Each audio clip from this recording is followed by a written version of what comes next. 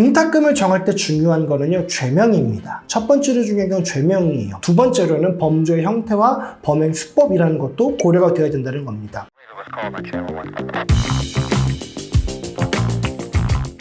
네, 여러분 안녕하십니까? 더 받는 합의, 더 빠른 합의의 용성호 변호사입니다. 오늘은 공탁금 얼마나 걸어야 선처받을 수 있나에 대해서 한번 알아보도록 하겠습니다. 가해자로 지목돼서 수사나 재판을 받게 되면 혐의를 인정하는 경우에는요, 피해자랑 합의하려고 노력하는 게 대부분이겠죠. 그리고 피해자랑 합의하는 경우에는요, 정말 웬만한 범죄가 아니다라고 한다면 대부분의 경우 집행유예나 벌금이 나올 정도로 선처를 받습니다. 그렇기 때문에 내가 혐의를 인정한다라고 하면 피해자들과 합의를 하려고 하는데, 문제는 피해자와 합의가 되지 않는 경우에는 마땅한 방법이 없다라는 것입니다. 합의하지 않겠다는 피해자를 억지로 데려다가 합의서를 쓸 수도 없고, 합의서를 위조할 수도 없는 거잖아요. 아니면 피해자를 그냥 억지로 앉혀다가 너 당신 합의서 빨리 써 라고 하고 피해자한테 돈 주면서 빨리 가 이렇게 할 수도 없는 거니까 억지로 합의할 수도 없는 거고, 이렇게 결국 피해자와 합의가 되지 않으면 중한 처벌을 받을 수도 있는데, 이럴 때 생각해 볼 수 있는 게 바로 형사공탁이라는 겁니다. 형사공탁이라는 게 뭐냐면요, 많은 분들이 아실 텐데, 피고인이, 그러니까 형사재판 받고 있는 사람이 피해자의 피해 회복을 위해서 법원에 돈을 맡겨놓는 제도입니다. 가해자가 법원에다 돈을 맡겨놓고 피해자가 법원에서 돈을 찾아가는 거, 이걸 바로 형사공탁이라고 합니다. 옛날에는요, 형사공탁을 하기 위해서는 피해자의 이름, 주소, 그리고 주민번호를 알아야 됐습니다. 그렇기 때문에 우리가 상식적으로 피해자의 주민번호를 알고 있는 경우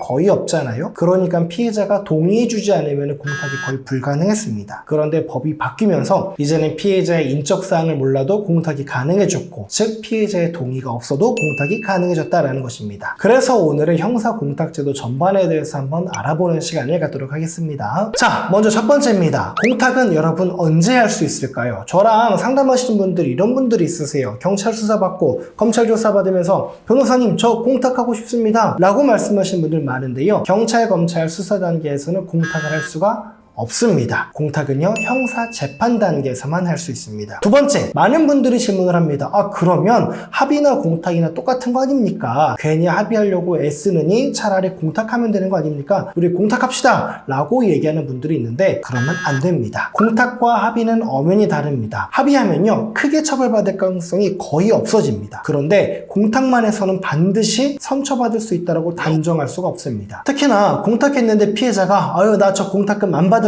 그러니까 나 피해 회복 안 된 걸로 보고 저 피고인 엄하게 처벌해 주세요. 반드시 실형 선고해 주십시오. 이런 탄원서를 내는 경우에는 피고인이 공탁을 했다 하더라도 크게 처벌을 받을 수가 있습니다. 그렇기 때문에 합의와 공탁이 반드시 똑같다라는 개념은 버리시는 게 좋습니다. 세 번째, 이런 거 궁금해 하시더라고요. 피고인이 만약에 공탁을 했어요. 그런데 피해자가 안 찾아가겠대요. 그리고 실제로 안 찾아갔습니다. 그러면 그 공탁금은 어떻게 될까요? 내가 맡겼던 거니까 다시 돌려주세요 라고 할 수 있을까요? 정답은 그럴 수 없습니다. 형사공탁으로 선처만 받고 그 이후에 공탁금을 찾아가는 패단을 막기 위해 이게 아예 막혀 있습니다. 그렇기 때문에 실제로 피해자도 찾아가지 않았다 라고 한다면 그 공탁금은 국고에 귀속이 되어버리는 겁니다. 네 번째, 그러면 공탁을 하면 어쨌든 선처는 받을 수 있을까요? 정답은 그렇습니다. 법원 양형기준표도 뭐라고 나와 있냐면요, 실질적으로 피해를 회복을 할 수 있을 정도로 상당한 수준의 공탁이 되는 경우에는 형을 감경할 수 있다 라는 요소로 기재가 되어 있습니다. 다섯 번째, 이거 궁금하시더라고요. 그러면 공탁하면 얼마나 선처받을 수 있습니까? 라고 물어보는 경우가 있는데, 실무를 수행하고 있는 변호사가 보았을 때 실무적으로는 이렇다라는 기준을 드리는 건데요, 실무적으로 봤을 때는요, 재산범죄, 재산상 경제적으로 어느 정도의 피해를 피해자가 입었다라는 게 드러나는 범죄, 예를 들어 절도, 사기, 횡령, 배임, 강제집행면탈 이런 것들이 있겠죠.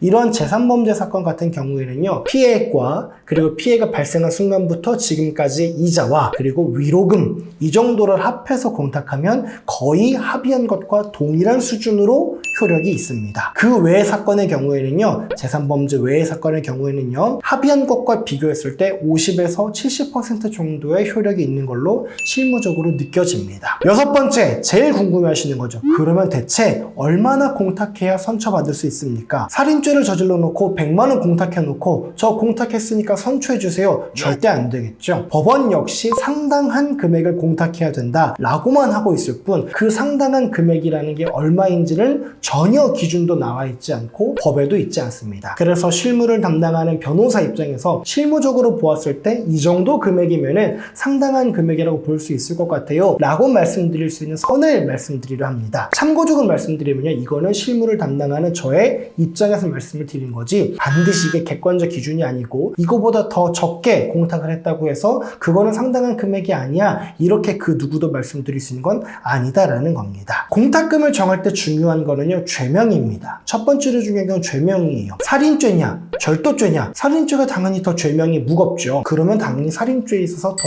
큰 금액을 공탁을 해야 됩니다. 하지만 그것만 갖고 공탁금이 정해진 건 아니고요, 두 번째로는 범죄의 형태와 범행 수법이라는 것도 고려가 되어야 된다는 겁니다. 예를 들어 똑같은 강제추행죄예요. 근데 피고인이 피해자의 손을 갑자기 잡은 것과 피해자의 가슴을 갑자기 잡은 것, 혹은 피해자의 성기를 갑자기 움켜쥔 것, 이 세 가지를 봤을 때 똑같은 강제추행죄지만 공탁금이 비슷하다라고 볼 수 없겠죠. 왜냐하면 죄명은 같아도 범행 수법이라든가 죄질 이런 게 너무나 다르기 때문입니다. 그렇기 때문에 죄명과 범죄의 형태와 범행 수법 이 세 가지를 고려를 해가지고 적정 공탁금 수준 이런 게 정해지게 되는데, 재산범죄의 경우에는 아까 말씀드린 것처럼요, 비교적 명백합니다. 피해액과 이자와 위로금 이 정도만 지급해도 상당 수준의 공탁이 됐다라고 보고요, 정말 최소한으로는 피해액만큼만 공탁이 돼도 어느 정도는 피해 회복이 됐다라고 보는 게 법원의 입장인 것 같습니다. 문제는요, 비재산범죄입니다. 예를 들어 볼게요. 살인죄를 저질렀습니다. 얼마를 공탁해야 될까요? 폭행, 명예훼손 얼마를 공탁해야 될까요? 기준이 정해져 있는 게 없습니다. 그런데 살인죄의 경우에는 통상적으로 위자료로 인정되는 게 1억 원 이상입니다. 그렇기 때문에 그 정도 이상이 공탁되어야 된다라고 보고 있고요. 성폭행, 강간, 중간간죄의 경우에는요, 통상적으로 3천에서 5천만 원 정도의 공탁금이 적정하다라고 봅니다. 강제추행죄는 아까 말씀드린 것처럼요, 너무 죄질이 다양합니다. 그렇기 때문에 일률적으로 말씀드릴 수는 없겠지만 통상적으로 300만 원에서 한 2천만 원 혹은 3천만 원 정도까지 왔다 갔다 한다라고 보시면 좋을 것 같고, 폭행이나 상해죄의 경우에는 상해 1주당 150만 원 정도, 명예훼손이나 모욕 같은 경우에는 200만 원 정도가 적절하다라고 보시면 될 것 같습니다. 이거는요, 죄명이 딱 이거였을 경우입니다. 무슨 말이냐, 강간죄와 강간, 치상죄 이런 것들은 다 다른 범죄들이거든요. 혹은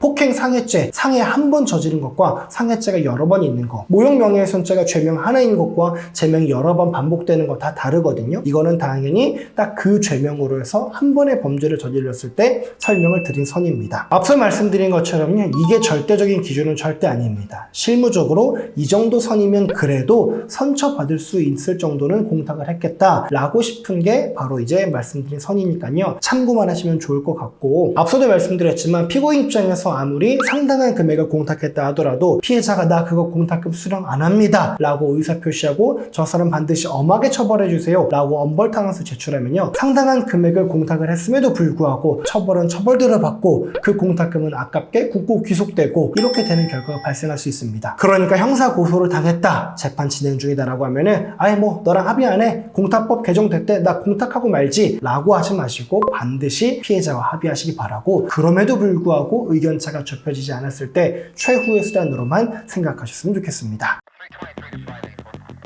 영상 보시고 궁금한 점 있으시면요, 댓글 남겨주시면 친절하게 상담 도와드리도록 하겠습니다. 고맙습니다.